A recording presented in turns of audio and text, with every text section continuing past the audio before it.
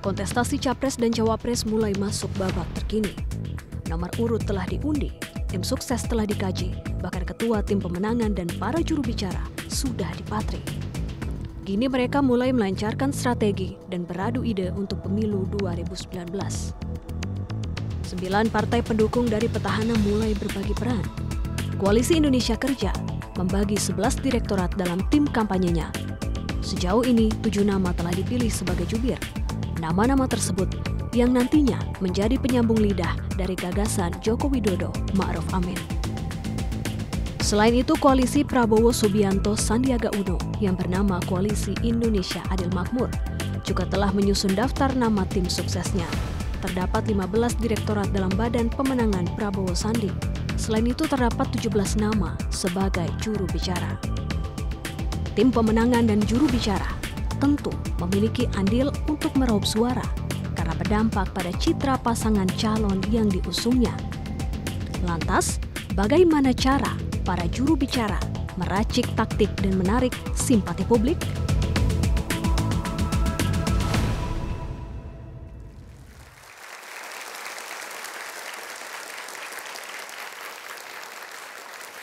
Juru bicara tak sekedar menjadi penyambung lidah, posisi mereka kerap dianggap sebagai gambaran strategi pemenangan masing-masing pasangan Capres-Cawapres. Lantas bagaimana para juru bicara menarik simpati publik serta menjadi penyambung lidah dari para calon presiden dan wakil presidennya? Dapatkah para juru bicara berjanji untuk berada pada koridor kampanye damai? Saya Andini Effendi, inilah Q&A mengungkap jawab semua tanya. Sudah hadir bersama kami malam hari ini juru bicara dari masing-masing pasangan Capres-Cawapres. Yang pertama nomor urut 1 pasangan Joko Widodo Ma'ruf Amin ada Zuhairi Misrawi, Aceh Hasan Syadzili, dan Lena Mariana Mukti. Silakan Bapak Ibu untuk menempati tempat duduk yang sudah tersedia. Kemudian dari juru bicara pasangan Prabowo Subianto Sandiaga Uno sudah hadir bersama kami malam hari ini Viva Yoga Moladi, Rahayu Saraswati, dan Putu Supatma. Silakan Bapak Ibu. Dan seperti biasa ada panelisnya malam hari ini. Ini susah nih kalau udah temen di DPR, ketemu di sini jadi reuni lagi. Silakan Bapak Ibu duduk dulu Bu, Bapak. Kita belum mulai. Emang ini mencerminkan kampanye damai soalnya ya. Kita seperti biasa ada panelis di Q&A. Yang pertama ada Kang Maman Suherman, penulis. Mbah Sujiwo Tejo, budayawan. Iman Syafi'i, kreatifpreneur, dan Bang Ray Rangkuti, Direktur Lingkar Madani Indonesia. Kita mulai dengan informasi terbaru. Baru saja beberapa saat sebelum acara ini dimulai ada Ibu Yeni Wahid yang memberikan konferensi pers terkait kemana arah dukungan di Pilpres 2019 nanti. Coba kita lihat cuplikan ini. Mengucapkan Bismillahirrahmanirrahim. Dengan ini kami menyatakan mendukung pasangan nomor 1. Bismillah. Bismillah, Presiden Jokowi akan kembali memimpin Indonesia. Amin. Jakarta 26 September 2018, Rumah Pergerakan Politik Gus Dur, atas nama seluruh barisan kader Gus Dur.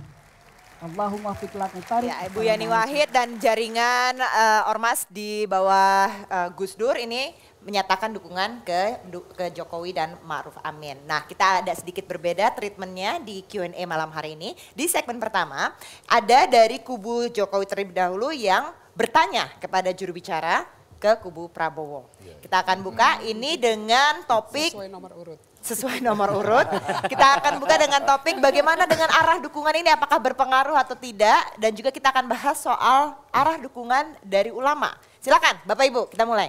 Ya, Mulai dari yang muda. tentu dukungan Mbak Yeni dan Gus Durian itu menambah semangat yang luar biasa, dan memang sebetulnya buat kami bukanlah sesuatu yang aneh. Kenapa? Karena secara ideologis, secara ide, program, apa yang diusung oleh Gus Dur, almarhum Gus Dur, dan Gus Durian, itu saya kira memiliki kesamaan dengan semangat yang ingin dibangun oleh pemerintahan Jokowi dan Kiai Ma'ruf, yaitu menciptakan Indonesia yang toleran. Jadi lebih pede nih dengan adanya dukungan ini? Tentu. Gus Dur saya kira adalah salah satu tokoh pluralisme, tokoh yang pejuang demokrasi. Baik. Dan beliau memiliki kekuatan Nahdlatul Ulama. Oke, silakan. Ini langsung saling bertanya nih dari kubu Jokowi ke kubu Prabowo-nya. Gitu. Ini pertanyaannya, silakan. Pertanyaannya adalah, ya, bagaimana kalau pasangan kubu Prabowo jika didukung oleh kelompok yang dinilai oleh publik sebagai kelompok intoleran. Bagaimana menghadapi kekuatan? Contoh kelompok intoleran itu apa? Ya misalnya pihak-pihak misalnya ini ya, ada Hizbut Tahrir gitu. Anda bagaimana memperlakukan dukungan mereka ini? Silakan.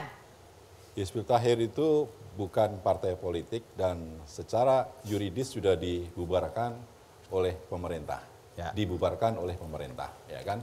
Nah, kita tidak tahu aspirasi. Setuju dibubarkan? Ya. PAN setuju dibubarkan Itu HTI? sudah diputuskan oleh pemerintah, siapapun ya, lembaga negara, partai politik harus menyetujui karena sudah diputuskan secara resmi oleh pemerintah. Kecuali ada pihak-pihak yang menggugat, terserah. Nah, problemnya begini, Gus Durian itu, kami ini juga pengagum Abdurrahman Wahid Gus Dur, pengagum. Bahkan sewaktu masih kuliah, saya suka baca opininya Gus Dur, baik di Kompas dan di media yang lain. Jadi Gus Dur itu adalah seorang guru bangsa, pluralis, seorang cendekiawan Muslim yang melampaui zamannya, ya kan?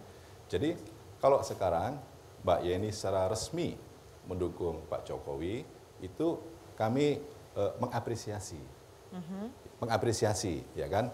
Tapi menyayangkan nggak? Oh tidak, mengapresiasi karena itu merupakan hak politik dari individu. Ya. Saya mau nanya, entah ini benar apa enggak, beberapa waktu yang lalu beredar daftar tim kampanye Prabowo, yang di dalamnya ada nama Mbak Yeni Wahid. Walaupun masih statusnya to be confirmed gitu. Ada tanda bintang. Itu saya nggak tahu ini benar apa enggak. Valid atau enggak itunya? Iya valid atau enggak. Andi ini kayaknya pernah dapat juga ya. Iya benar, ada namanya itu. Yeni Wahid. Kita pun juga udah menyatakan hoax dari pihak kita. Berarti itu hoax ya? Iya. Soalnya kalau ternyata benar itu kayak ditikung secara di internal aja terakhir kita gitu ya. kewalahan waktu dari kemarin. Kita bahkan harus bilang kepada internal kita itu hoax. Daftar yang dibuat itu bukan dari internal kita. Kita nggak pernah sebetulnya mengeluarkan itu mungkin lebih diperkuat, ada pernyataan yang mengatakan Mbak Yeni akan diberi posisi strategis dan istimewa di kubu Prabowo dan Sandiaga. Tiba-tiba 2 hari setelah itu justru Yeni mengatakan bergabung dengan kubu Pak Jokowi. Ya memang pada apakah itu artinya pendekatan dari pasangan Prabowo dan Gerindra, pas Prabowo dan saya selalu mengatakan Gerindra sebab full Gerindra yang soalnya itu loh. Iya. Jadi pendekatannya bukan gagal gitu. Saya lupa bahwa Bung Pipe ini dari PAN ya. Pasangan Prabowo Sandiaga ini gagal dalam konteks mendekati Yeni Wahid dan keluarganya. Betul begitu merasa gagal pendekatannya? Ya kita memahami bahwa kedekatan individu itu tidak bisa kemudian dipaksa-paksa. Tapi yang jelas begini. Di kalangan organisasi Islam, komunitas Islam, dalam menghadapi Pilpres itu tidak monolitik, tidak tunggal.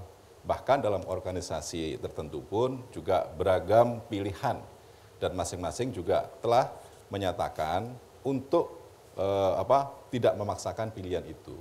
Khusus untuk NU, di tim Pak Prabowo Sandi juga ada beberapa yang basisnya adalah NU dan beberapa kiai kampung, kiai-kiai yang host itu juga beberapa menyatakan dukungan ke Pak Prabowo Sandi. Jadi artinya kalau berbicara soal komunitas Muslim, umat, itu mereka punya kesadaran politik yang tinggi. Dan Mas ya. Yoga. Mas Yoga, sorry. Tadi sampean mengatakan termasuk Gus Durian mendukung, artinya Yeni Wahid itu Gus Durian termasuk mendukung Pak Jokowi. Tadi yang disampaikan oleh Mbak Yeni juga menyebut kata Gus Durian. Enggak, karena Gus Durian setahu saya enggak berpolitik. Karena 21 saya ada acara di Gus Durian Riau, kalau betul mendukung salah satu saya akan batalkan lewat televisi ini. Saya ingin di tengah tetap. Nah begini sebenarnya Saya juga Gus Durian. Yang dimaksud oleh Mbah Sujiwo Tejo ini, saya ABG sejak lahir, anak buah Gus Dur. Yang dimaksud itulah jaringan Gus Durian. Jadi ada Gus Durian, tapi ada jaringan Gus Durian. Misalnya ada Gus Durian dalam politik, ada Gus Durian dalam kebudayaan, Gus Durian. ada jaringan Gus Durian. Jadi yang dimaksud adalah tadi adalah Gus Durian, jaringan Gus Durian. Yang memang jelas sudah mendukung. Enggak, jaringan Gus Durian adalah apolitis. Mereka bergerak dalam konteks pemberdayaan masyarakat, mengembangkan kebudayaan, tradisi masyarakat lokal, dan mereka tidak masuk pada ranah politik. Jadi pernyataan Mbak Yeni tadi kurang tepat dong, karena enggak, pernyataan tepat sekali karena yang disebut Gus Durian itu adalah seluruh yang mempunyai pikiran-pikiran yang dekat kepada Gus Dur dan dia mempunyai keberpihakan terhadap kepentingan rakyat kecil. Baik. Jadi itu bedanya antara Gus Durian dengan jaringan Gus Durian. Oke. Oke. Saya ambil waktu. Kita harus break, nanti gantian dari kubu Prabowo yang bertanya ke kubu Jokowi. Agak Waktunya kelihatan singkat. mana yang ngerti Gus Durian, mana yang nggak ngerti malam ini. Oke, kita akan bahas saat lagi, tetaplah bersama Q&A.